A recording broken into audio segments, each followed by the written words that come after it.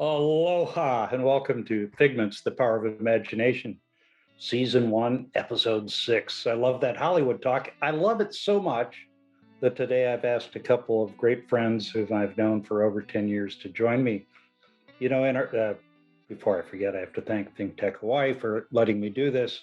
And in full disclosure, admit that I, in fact, lost money to Ross Rowley on the golf course the last 2 weeks, counter to my smack talk. Sad, but anyway, I'm not sad because I've got two great friends, as I said, who I've known for over 10 years. And in our lives, we meet extraordinary people from cabbies to kings, sometimes both at the same time. We just have to pay attention and realize what a blessing we're getting when we meet people. And so now I'm going to ask to join us Maria and André Jacquemetton from LA, California, two I Hollywood think. producers, screenwriters. Aloha. Hey, Andre, How are Aloha. you? Maria, good to see you. We'll talk about seeing you apart, which I've never done before because you are truly one later. But it's great to see you. Thanks for doing this. We did meet over 10 years ago. Do you remember that? I do. Absolutely. We do. The- I remember specifically. It was a mutual friend who put us together. Maria and I were exactly. yeah, Maria and I were working on a project that revolved around the military, and we were looking for consultants. And I was playing soccer with a friend of mine who works at Yep. Northrop, and he's the one, Mike, who put us together 10 years And ago. yeah, and when Mike approached me, he didn't know me. I worked in a different part of Northrop Grumman. So I got this hush hush email, then a phone call from a colleague who said, you need to call Mike. And the secrecy around idea protection, if you will, in the entertainment industry is more impressive sometimes than in the military. So we eventually connected on my personal phone. That was important to Mike and to you, and found that you had a story that I could help with. But more than that, that we enjoyed talking and working together. And since then, you have been very successful. And I think I can demonstrate that with a picture that I have here. Very successful. Congratulations. Thank you so much. We've been very fortunate. You Yes. have been very lucky. I think you've been very lucky, but worked really hard, right? We'll talk about the hard work that is what you do. So um, that we were originally intending to work together on a project, and over 10 years later, this is the hard work. I love these pictures because they show you at work, and I know you got your arms back, Andre, in that picture, but I also know you work your butts off to get something to the screen. And 10 years later, we're not there. And as you said, it's a work in progress. We haven't given up. Uh, how would you describe to viewers who don't know, and I know we have viewers because I'll see the lights and or the likes, and besides I know my wife is downstairs watching, so there's at least one. But how would you describe the grind of being a writer producer in this industry and getting a figment, an idea from the from your gray matter to the screen, and how would you share that with people? I'm going to say what I feel that I've learned over many years making a living as a writer, and that is that nobody told me when I was 16 years old and I decided to go into writing that I was going to forever for the rest of my homework. But that is essentially what the job is. You, as a writer, you don't necessarily, you may have a schedule that goes from 9 to 5 or from 10 to 7 or 14 hours a day, depending on what you are in the production cycle of a TV series. Of it is that your mind is working 24 hours a day. You're constantly thinking up ideas. Sometimes you're concentrating on trying to fix something that's not working in a story. You're out taking a run and suddenly, an idea for an Mhm. episode or the fix for a problem you're having will just bubble up into your subconscious. And you don't really have the luxury of being able to say, well, I work for 4 hours, I'm gonna, put that aside. You have to go and write it down that moment so you don't lose it. So to me, that's what the grind of the job really is. It's not like it's a terrible burden, because if you're a writer and you've had any success at it, you have to love the work, because something that I would like to comment on later on when you ask about, what exactly it is we do. But the journey itself as a writer is something you really have to love, or just the sheer enormity of doing it will kill you. That makes perfect sense. It sounds consuming, but in a sort of a delicious way. So, Andre, I'm going to ask Absolutely. you how how do you clear your head and make room for new ideas, kind of step away from whatever project you're on, what you're trying to do? How do you refresh your gray matter and get creative again, if you will?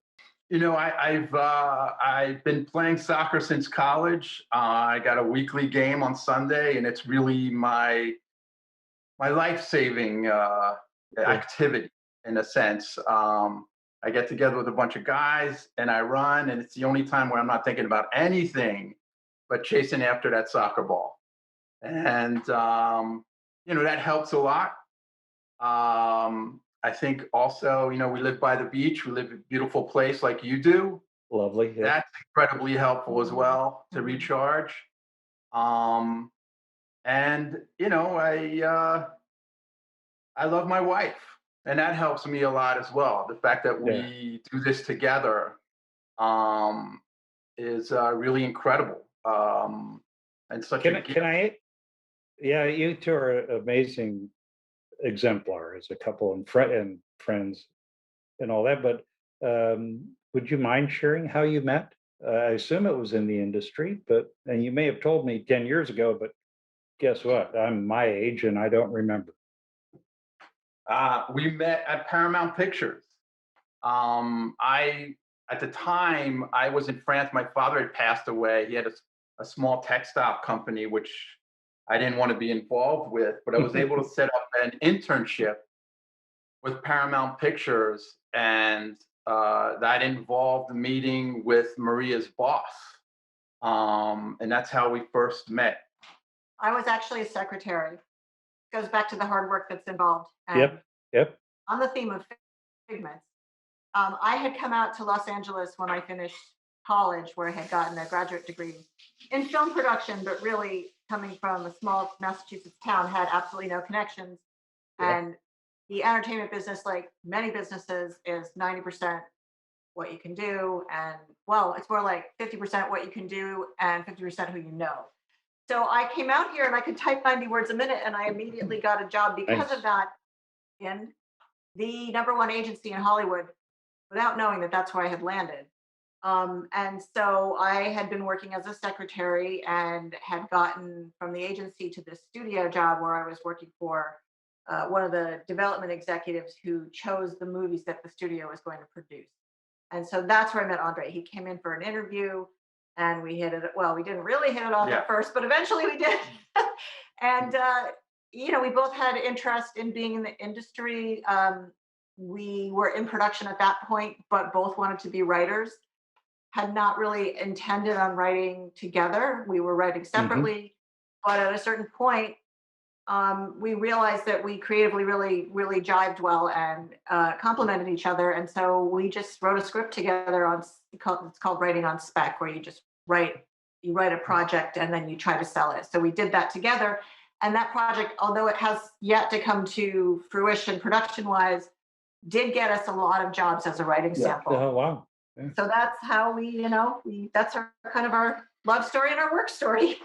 Well, I've talked through this project that we've been working on with you guys, and Mhm. one thing that impresses me every time we talk is that you both talk and exchange ideas in its natural and without friction. I'm sure there's friction at some point in your lives, but Oh, yes. it's and Mhm.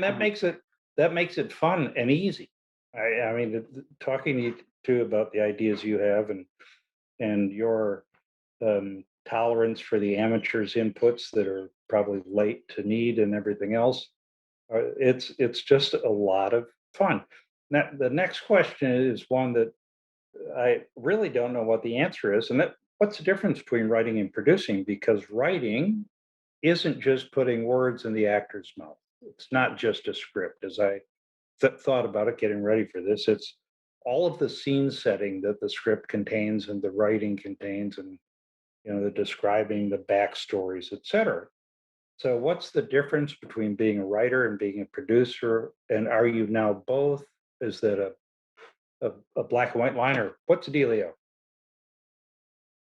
Well, being a producer in many instances is it's just a title. It's a glorified title. It means that you've Mhm. spent a lot of time, specifically for writers, um, that you've reached a certain level.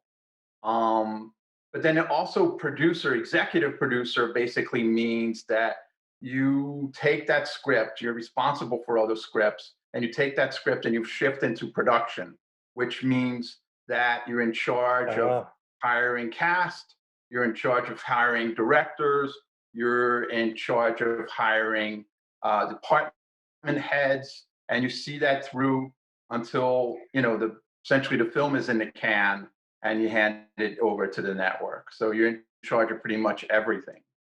Yeah, it's which sort of would like a, go ahead. no, I was just going to say with television, it's really a job that you kind of wear two hats. You wear the hat of being the creative person who generated the idea and wrote the story and all the dialogue and every line of stage direction, which then translates into an image on the screen. And then you Hmm. wear the hat of the person on the set who is there from call to wrap every day, making sure that the integrity of the story and what was intended in the creative process ends Yeah, up on the screen. So that's sort of the way I think of it. the integrity of story. That's a great phrase, maybe common in your business, but I think about it as we've talked through this 10-year project. Very conscious of the integrity of the story and keeping it right, and it's beyond continuity. So you've been very successful, and we have some photographic evidence of that right now. How did that feel? And let me ask you which moment you felt it the most and how did it feel. Did you feel when you learned you'd won the Emmys or when you're standing there with the statuette? When was it and how did it feel?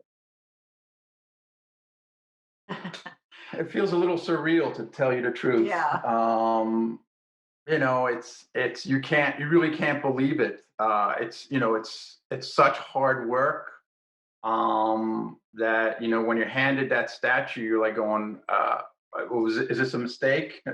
Mm. And it's Like it's every uh, promotion I ever had.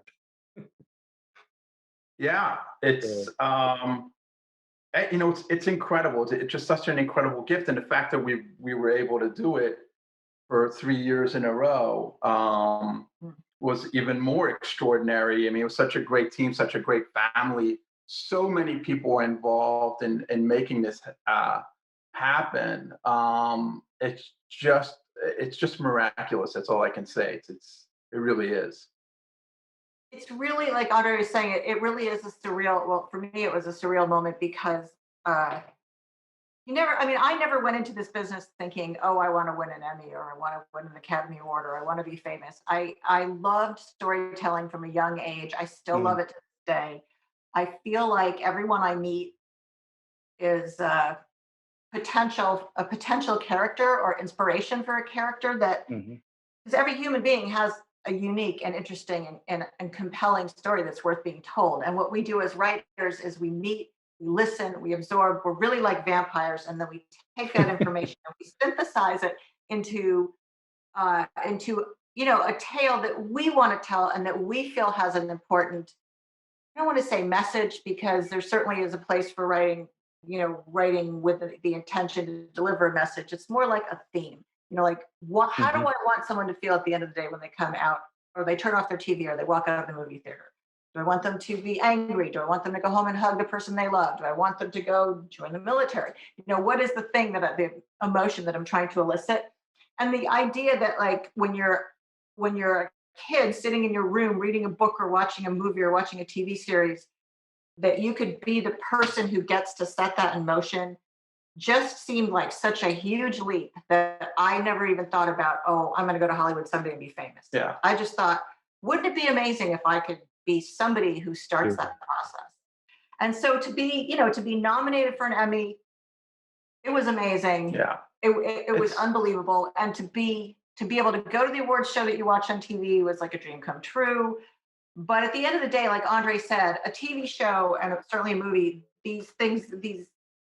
they're the sum total of so many individuals that are talented and dedicated, that just because you're the one standing up there with the Emmy doesn't mean that you're the only one who deserves it. So you really, we really felt super grateful to be in that position. And it's such a gift when the material you're working for, the project, touches so many people. I mean, to this day, we still talk about Mad Men. People come up to us and want to talk about Don Draper, and it's extraordinary. It really is. When we think of when we first started back in 2003, Mad Men? 2007, right? And there were just like six of us in a room, and it's just incredible. And with this cable channel that was just starting out, AMC, it really was extraordinary. And it happens, Let me just say this. Every week I talk about what would Fig do. And so my what would Fig do this week, I had one in mind, but it's different. And now I'm going to change, or it was a different what would Fig do. Now I'm going to say, go back and listen to the last 2 minutes and what Maria said, speaking for both of them, about how you approach success and what you're trying to achieve. And you get some hardware or a promotion or some manifestation of the success, look for the bigger success, and that's touching and maybe even changing people's lives. So those were great words. I'm going to take a quick break, let you guys catch your breath while I talk about what's upcoming on Figments, the Power of the Imagination. On April 19th, I'm going to have two great friends who are handed death sentences and refused to accept them. Cancer survivors Kim Rowley and Bruce Fink are our friends. And like many, they got some really bad news, and their pigment was survival and recovery. And they have. You'll like that a lot. On May 3rd, I'm going to do something a little different, and it'll be a monologue by me. There's an issue that I think we should all be talking about, and that's racism and racial bias. I'll talk specifically to my experience in the military, which is largely positive, but the events of the last year or so have made me reconsider what I think, not just about the future, but about the past and how unbiased was I really. So I hope you'll join me for that. And then I've got a couple of other good shows coming up. Honey, I bought a race car. What? I bought a race car, and I think you'll enjoy that too. So let's get back to André and Maria. And thanks for sharing. You talked about drawing characters from people you meet and being vampires, and I'm okay with that. I can't sleep that much anyway. But the your life sometimes presents you a storyline, and I'm watching Truth in Advertising. I didn't see the ending yet. An episode of a show, and we'll leave it at that, that is based on your life. And because I know the rest of the story, mostly we talked about it, I think in California, maybe we had that conversation about part of your life, and it made my heart squeeze, not necessarily hurt, but it was so real. The point I want to make is that when I see what you do on screen, and I know it's your work, or even if I don't, I recognize that my father was a great amateur photographer, even though he was in a small town in Wisconsin. He had pictures exhibited on every continent except Antarctica. Bob Leaf, the late Bob Leaf. And if you saw his picture, you'd know it was his picture. When I see your work, I feel like I know it's your work, and it's the intricacy and the beauty of everything you put into it. Do you talk yourselves into that beautiful woven fabric? Maybe that's a analogy to the textile company, Andre, that your father ran, but you seem to weave things together. Is that a collaborative process between the two of you that makes that happen? How does that work? I mean, I think so. Absolutely. I mean, I think that Maria and I have special chemistry.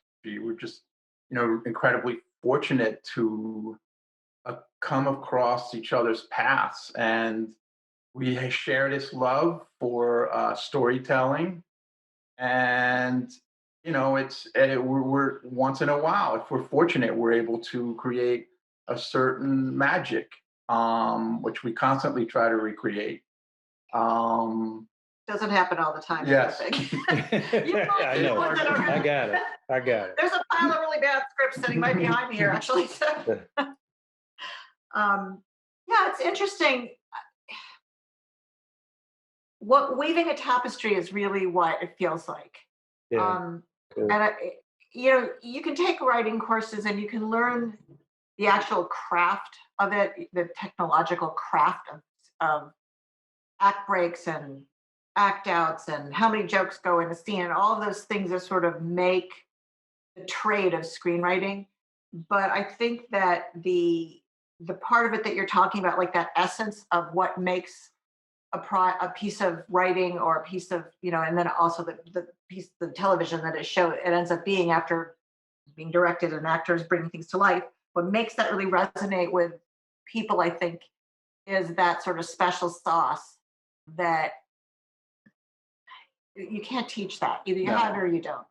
I mean, Yeah, you have it. taught a lot of, yeah, I mean, Andre and I do some teaching, and I've had a lot of writing students, and fortunately, you can teach someone to be proficient, but you can't teach that instinct, that creative But- instinct. Yeah, I would offer that it requires not that I'm telling you, because you actually are the Emmy winners here, but I'd offer that it does take both. And I sort of made a reverse transition. I've written a lot for publication, very different from the writing you've done, and maybe won one prize that wasn't an Emmy. But I was proficient at storytelling, but not at writing. And in the Air Force, I learned how to write, and it takes both. You got to have the Absolutely. technical skill and all that. So sadly, we're running out of time. So that my last question for you is: you are great people. I'm so grateful to know you. Most of your characters are not so great people.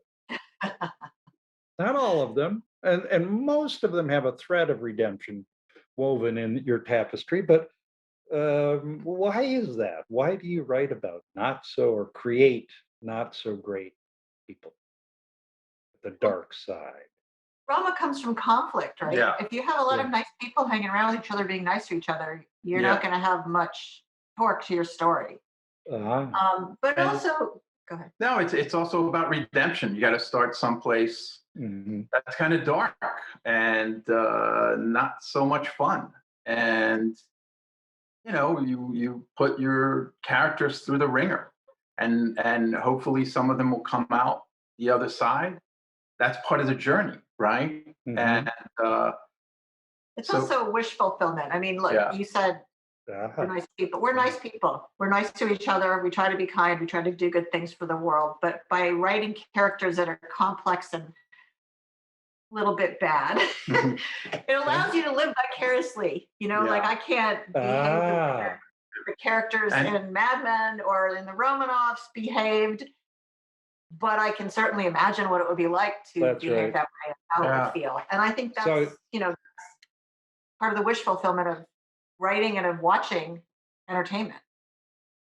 your alter ego is on screen doing all the things that are in the back of your mind, Right. or not. Right. Well, great. I thank you so much for joining me, and look forward to talking again about this project that may take 20 years to get to the screen, but it's been a lot of fun. Folks Not notice that I'm not not tipping our hats here at all on this. André and Maria, God bless you. And ending with the theme of redemption is great on the day after Easter. So thanks so much. We'll be in touch. And I'm really glad you joined us. And that brings us to another end of, or the end of another episode of Figments. In other words, it's a wrap and it's in the can and all of that great Hollywood stuff. I hope you've enjoyed it. Please give me your feedback at info@phase-1.com or on the ThinkTech Hawaii website. ThinkTech Hawaii is a 5013C nonprofit. We require your donations and grants to keep us going. And if you look at all the other content, it's a great service to the community. So I'll see you in a couple of weeks when we talk about imagining recovery. Aloha.